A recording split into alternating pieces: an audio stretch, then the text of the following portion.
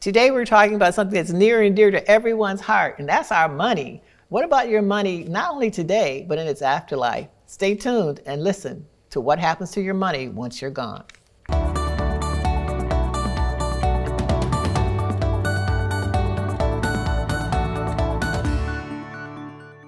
We hear a lot about financial advisors and about your money and wills and estates. But what about your money's afterlife? After you're gone and your money's still around, who gets it?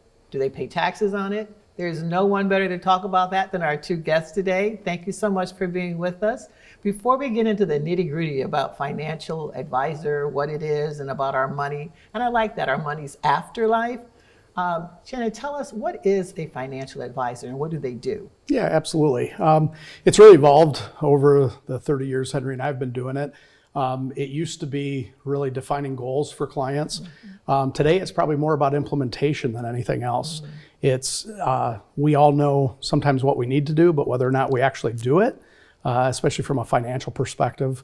So accountability is a big part of it. Not only defining the goals, but helping people get there financially. How do you find a good one? Because it seems like everybody has advice on my finances, but how do you find a really certified good financial advisor? Yeah, well, what do you look for? Well, you said the key. I think certifications are important, and there's a lot of them out there. So depending on your own personal situation, what certification is important to you. But I also believe that you have to be comfortable with the individual you're working with. Because if you don't feel that connection and that relationship, the certification isn't just enough. So I think sometimes you have to interview multiple to get to somebody that you're really comfortable with. People have operated under the myth, some people, that financial advisors just take a big chunk of the money when they are planning your estate. That's not necessarily true anymore. There's percentages, and they certainly should, but there are some laws governing that. Is that not correct? How much they can charge you or what they can take out of it? I think everybody should be charging a fair price. I think the hard part is how do you get that transparency of what a fair price is? And I think at the end of the day, you just need to ask those questions. How are you being compensated? And make sure that aligns with what you're comfortable paying. So let's talk about the afterlife of their money. And I love that because people always talk about what they're going to have when they retire and if they have enough for their own financial security. And that's important. We really want to make certain that because people are living longer and we want to make sure that they live and they have the kind of options that they need. But after you're gone and you've left what you think is money to others, do your heirs pay taxes on the money that you leave them? Or is there a way that they don't have to pay substantial taxes on that money? And what do you need to do? So there's really two components to that. The first is having a proper estate plan in place. Okay. So that starts with making sure your wishes after your passing are clearly defined. And are you taking the appropriate steps to make sure that you're not caught in a situation where the state is deciding for you where your assets go. Okay. So a couple of those tools are having a will. So that defines what probate will do with things like your home or real property. The second is a trust. A trust is what extends your wishes past your life. Okay. So leaving it directly to your heirs, and then you get to define the manner in which they take those assets as well. So you can say you can get assets 5 years after I'm passed, or once you achieve or reach a certain age. Those would be a couple key components to making sure that your assets get to who you want and happen efficiently. Now you mentioned two things. You mentioned a will and you mentioned a trust. How do you know which one is best for you? Ask a lot of questions.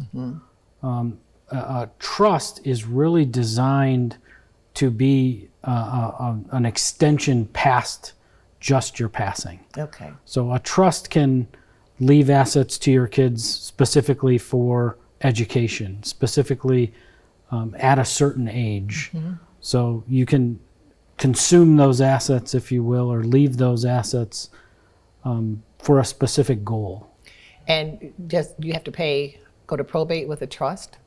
A trust is specifically designed to avoid probate. A will is executed or administered by probate court. So for those folks that want to avoid probate, a trust is how you do that. And do you have to have a certain amount of money in order to have a trust, or does it matter? Doesn't matter. Okay. That's a misperception I think that people have sometimes as well. Correct. Yep. That they have to have thousands of millions of dollars in order to establish a trust in their estate. Yeah, I would say the most important thing is how much control do you want? So your question about, who am I going to leave money to, how much, and when they get access, the trust will give you a lot more flexibility than a will will. So if I'm leaving money to my children, how much will they have to pay in taxes on that money? And how do they guard against that? Or do they have to pay taxes right away? How does that work? So that would be, I think, also another common misnomer is, oh, I don't have any estate taxes, therefore I don't need a trust. Well, I know how I would have behaved at 18 years old if I were left a bunch of money. A trust is what allows the parents or the folks leaving the assets the ability to control when they can access them. So in and of itself, the rough number is about $13 million. If you have an estate less than $13 million, there are no estate taxes, okay? But there are income taxes on certain assets that would be left, like an IRA or a 401k. The children would have to pay those taxes. Correct. And what if that child has like a student loan debt? Can they access or some kind of debt? Can debtors access the trust to get their money before the heir gets their money? Provided the trust allows them to do that. Oh. So you as the donor would dictate what circumstances you would want assets to be accessed within that trust. Okay. So it could be for common provisions like health, education, maintenance, support. Those would be provisions typically where you would allow assets to be accessed. Is it a good idea to designate exactly how you want that money, like a legacy gift, how you want it spent, like you mentioned education, or do you just leave it and let little Jane and Johnny figure it out on their own? Most folks desire to put a few circumstances or stipulations around when They know Jane and Johnny, right? Absolutely. Well, and you're protecting your heirs from themselves, Yes. right? Yeah. So right now, about 70% of all distributions or all inheritances left by Americans to their heirs are consumed within a 2-year time frame. Really? And in about 2 years? 2/3 of those cases, most heirs are in a worse financial position than they were before they inherited it. Wow. Because when people inherit an asset, it's just the next item on the list that gets paid for. It's that home improvement they never could have got around to. It's fixing the car that they couldn't get to. It's maybe purchasing that next vehicle or taking the family on the vacation they always wanted to.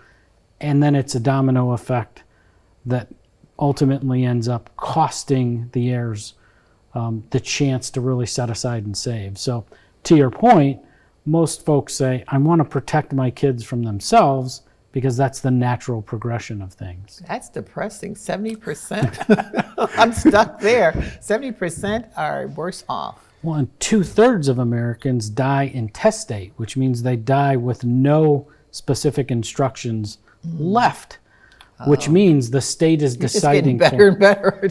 That's why it's so important Yeah. you're doing what you're doing now. Yeah. It's those little steps of education to help people, hey, take one step at a time and put your wishes in writing. And so let's scare people a little bit. If you die and you don't have a will or you don't have a trust, what happens? The state has predetermined the distribution that you will get, and that may or may not be what you desire.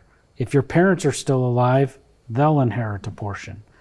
Then it goes to your kids. So there Parents first, parents get a portion a portion, okay. because the state doesn't want to say, oh, we know what happens in every circumstance, right?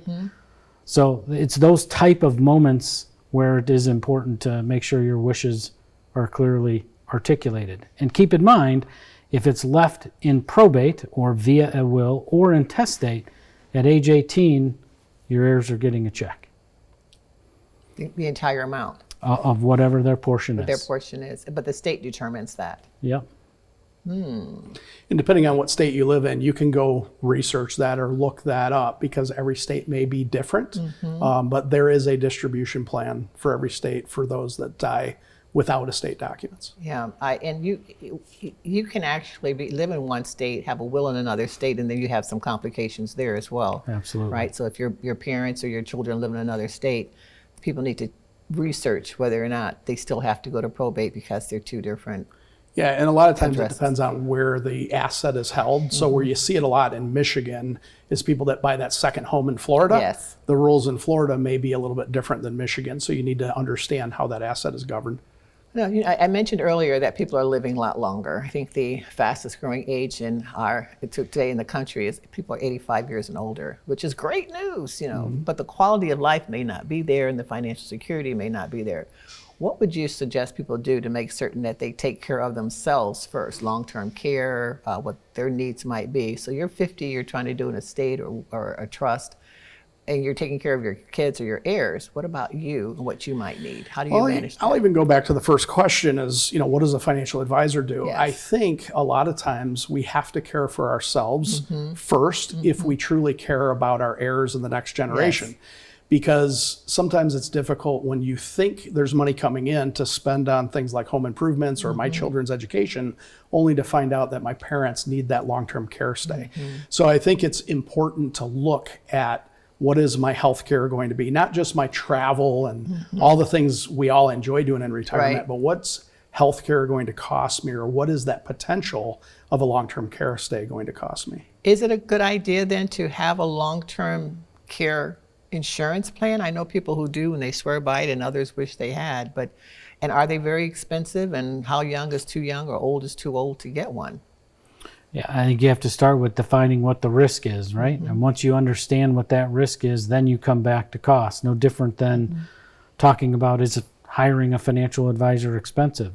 Some may be, some may not be. Well, what is your need?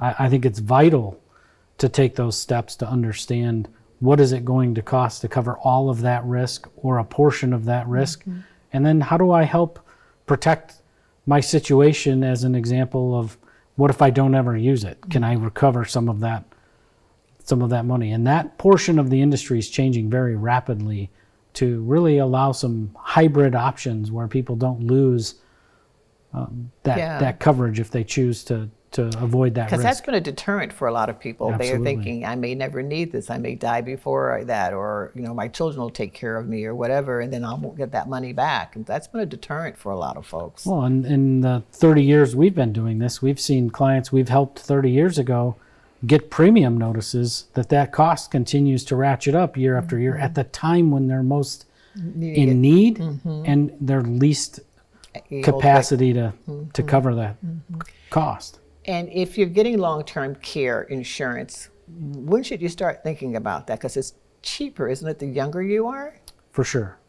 Yeah, I would say that somewhere in that 40 to 50, I shouldn't say cheaper, less expensive. It's not, 40 to 50 years old is a good time to start looking at that, of what is the risk exposure, and do I want to transfer that risk to an insurance company versus bearing it myself.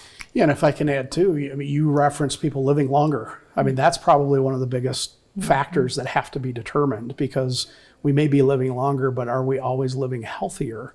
And it becomes more expensive, the longer we live. So if someone's out there, they're listening and they're thinking, well, if I just take that money that I would give for long-term care and put it aside for my own long-term care in a separate account, I'd be much better off. Is that true or not true? Absolutely, and you're probably better off than half of the population that doesn't even want to acknowledge that risk exists. That's better than having no plan. But having a plan would be better than trying to save for your own plan, because the plan will cover a lot more Yeah, than your. In Michigan, cost. you're talking $6,000 to $10,000 a month, depending on the level of care you need. Most folks don't have that just set aside where they don't need to ever count on that again. Right, and something about setting it aside too. You can always dip into it. For sure. You see that new car, that new vacation, and you can start dipping into that again. So what's the one piece of advice that people are listening right now, if they don't have a will, they don't have a trust, what's the first thing that they should do after listening to this program? I think we've said it, embedded in all of the things we said, is start with, what are your goals? What is it you hope to achieve? What does that overall plan look like from now until when you expect your life expectancy to be? And do you have a plan to really go attack those next 5, 10, 20, 30 years of your life? Once you can see that big picture, it's much easier to then drill down into individual issues. I would say the second component of that is, we've talked about a lot of things today. Income tax is probably the number one expense for all of us sitting, talking about it or looking at it. Income taxes are going to be the driver of most people's success or failure in retirement. Do you have a plan to combat not only where things are at, but where are they going as it relates to that overall picture and plan? If I can add one thing, is I think it's voicing your desires, whether you have a significant other or you have your children, or maybe it's even your parents, if you're blessed enough to still have them, is let people know what you want. And I think that's really, really important when we talk about medical directives, because a lot of times we're sitting there trying to make a decision for someone we've never had the conversation with. So I think start with a spouse, a loved one, a significant other, start talking about what's important to you. That's so important because we've seen that with celebrities and other folks too, where there just wasn't any kind of document expressing their wishes. We always use Thanksgiving when families get together and just kind of chat when you're having fun about what your desires are, whether you want a do not resuscitate, or whether you want long-term care, what you have. But passwords, even being able to access someone's account and who does that. And I'll tell you, a lot of older adults and young people too, but particular adults, they don't want to give their password to anybody. And so something happens and then they can't access the account. And so having a will or a trust helps to alleviate some of that too, because you can designate power of attorney, durable power of attorney. For sure. And can you do that in a will also? Or do you need a trust? Designate who you want to have access to your accounts, and that's Absolutely. more in a will. You can have okay. Is there a lot of people go online and look at wills? I know someone who did that. They think their will is lock solid, but good idea, bad idea to find them online and fill them out. I think again it starts with your situation. Those things wouldn't be online if there wasn't a use for them. The more complex your situation or the more complex your desires for what you want to do with your money, I think hiring a professional to help you guide or navigate, especially tax laws, are really important. But I would much rather have somebody do something online than to have nothing at all or not have shared their wishes to their loved ones. Was it Aretha Franklin that a year later they found her will inside the sofa cushion underneath but they didn't. So you got to let people know. You got to talk to folks and let them know. Definitely. Yeah, but folks are afraid to let you know where their documents are because they're a little suspect. I can go on WebMD and find out how to do brain surgery too. I'm not sure I would execute that, right? And nor would I hire you to execute that. Yes. So to Shannon's point, the information is there. Whether or not you choose that to actually be the ultimate execution of your wishes, that's that line you have to decide whether or not to cross over. And what if you want to donate money to a nonprofit or to a particular organization that you've been involved with? What's the best way to go about doing that? You can leave specific designations on accounts. You can leave it in your will, or you could leave it in a trust. Most of the time, the driver of that is income tax. So while alive, you can actually use accounts like a donor advised fund as an example of something you can implement to leave money after you pass, but get the benefit in using it while you're alive. That gives you a current benefit today from income tax, but then also execute your long-term wish of leaving money to charitable organizations. Now, you mentioned income tax about 6 or 7 times. Talk about the importance of that, because that could really derail what someone thinks they're going to inherit in terms of how it was set up, right? And how much taxes they'd have to pay on that. Talk a bit more about the income tax component of the gift that you leave behind.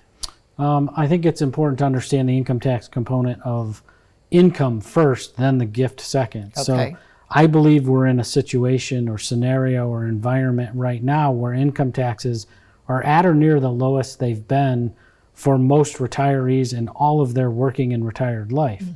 As we sit and look across the horizon of where taxes are going to go in the next 5, 10, 15 years, most folks believe tax rates are going up. We have this thing called a federal deficit, and it tends to go only in one direction. How we combat that federal deficit over time usually comes down to tax rates going up. So for folks that are desiring to leave assets to their heirs, as their tax rate goes up, that means the IRS or the government becomes a much larger beneficiary of those accounts than they are today. There's so much good information here. Thank you so much for being with us and sharing this. Hopefully there's information here, news that you can use, but bottom line, make certain that you have a plan and that you have a professional helping you to execute that plan. Thanks for being with us today. Thank you. Appreciate Thanks it. for having us. I'm Tracy Anderson with Empire Alliance at Michigan State University. Today I'm here with Jennifer Digman from Mount Pleasant. We're here to talk about direct care and the impact that it has on your life.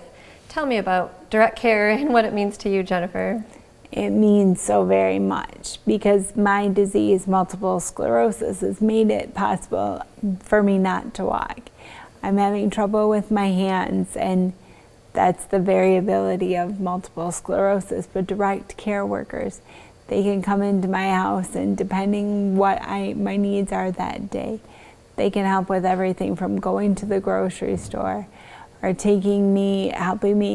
For heaven's sakes, Jen will take me to the post office so that I can mail letters, and if I need to go somewhere, that they can help. Jen can help with that. Or little things like cooking dinner so that Dan can have meals when he's done working, because my husband also lives with multiple sclerosis. And Jen not only cares for me, but she can help by making my life easier. It helps Dan so his day-to-day existence is better. And direct care does that. And direct care allows you to stay in your home, which everybody deserves. Everyone deserves that, and everybody knows that waking up in your own bed and living your own home, it really makes your life so much more rewarding and fulfilling, and the way it should be. Absolutely. Thank you. To learn more about Empire Alliance and our advocacy around direct care, please visit our website at empirealliance.msu.edu.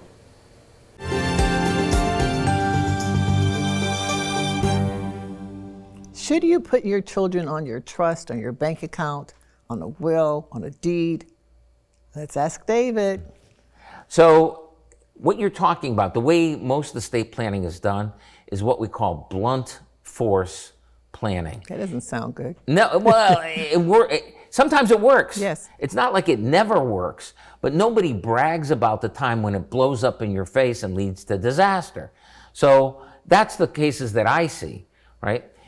But if you did it, and this is how we do it, we think about what are the likely things to happen. When you put your kid on the insurance policy, on the IRA, on the bank account, oh, I avoided probate. Yeah, congratulations. But now your kid is going through a divorce, or they were in a car accident, or they have student loan debt that they co-signed for your grandkids to go to college, right? There's all kinds of ways, especially in this world, where people wind up with liabilities. And if you just blunt force deliver the money to them when you die, there goes the money. Instead of the inheritance being a nest egg, instead of the inheritance being a stepping stone to the future, right? It just goes to pay off the past mistakes. And you have all the power when you are making your estate plan to be thoughtful, to be considerate, to be appreciative of the world the way it is. If I asked you, I mean, has your life been a straight line since high school? Absolutely not. Whose is? Yeah. Nobody's like that, right? Things happen. But when you do blunt force planning, which is what is very easy to understand, it's what most people are doing. When you do blunt force planning, what you're telling me is every day's a sunny day. Nothing will ever go wrong. My kids are perfect. And that's just not true. Thank you for that, David. I appreciate it. Thank you, Paul. Blunt force planning. Blunt force. You don't want to do that. All right.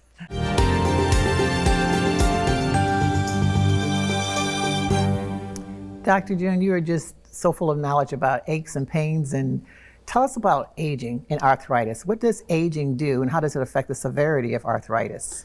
Well, generally speaking, aging is not a friend of arthritis. As we get older and our joint spaces start grinding down, and everyone's got that back pain or that bum knee or shoulder from an injury a long time ago, typically as we age, it gets worse.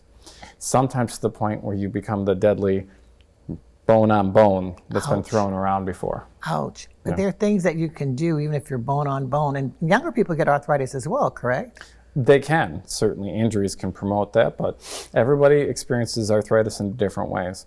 The progression of it, the amount of pain that they have. And so it's incredibly variable from one person to the next. Is there anything that you can take over the counter that helps reduce that pain, or do you not suggest that?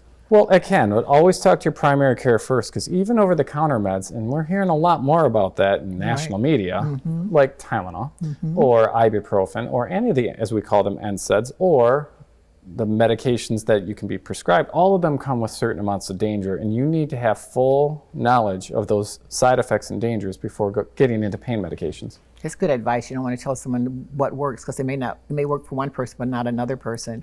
Absolutely. But is there any food that they can eat? Because I know you like preventative types of and holistic. Love that. It's no longer debated. High fructose corn syrup is a big no-no for arthritis.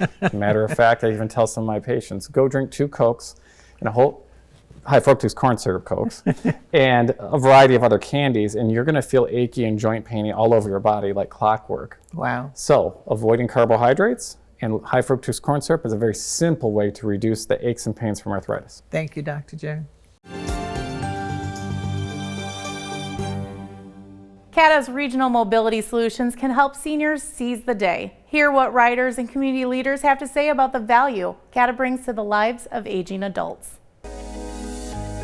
My name is Robert Blakes, but at work they call me Bobby, so just as long as you don't call me late for supper, we're good.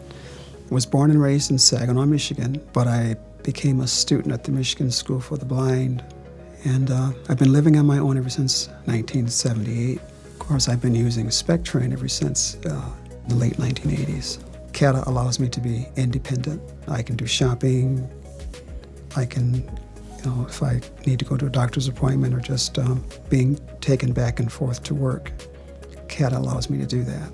I work for the Braille and Talking Book Library. We have a service that supplies books on audio for our patrons to read. They're the same type of books that you would find in a public library, but we have a population that we serve. They get the books through the mail. So my responsibility is to maintain the machines that the books are played on, and these are digital players. And you can pull the cartridge from the machine, and you can download several books onto that cartridge so they can have many, many hours of listening to many books at one time. If I did not have CATA, I would have a hard time transporting my work back and forth. It has allowed me to not depend on friends and neighbors to take me places because sometimes they don't have the time or they may forget. CATA, you can place a call and set up a ride and they'll come and get you. Pretty much a guarantee that you will get a ride to your destination. Thanks for watching. Great information. Hopefully there was news that you can use. Be sure and share it with others. Thank you.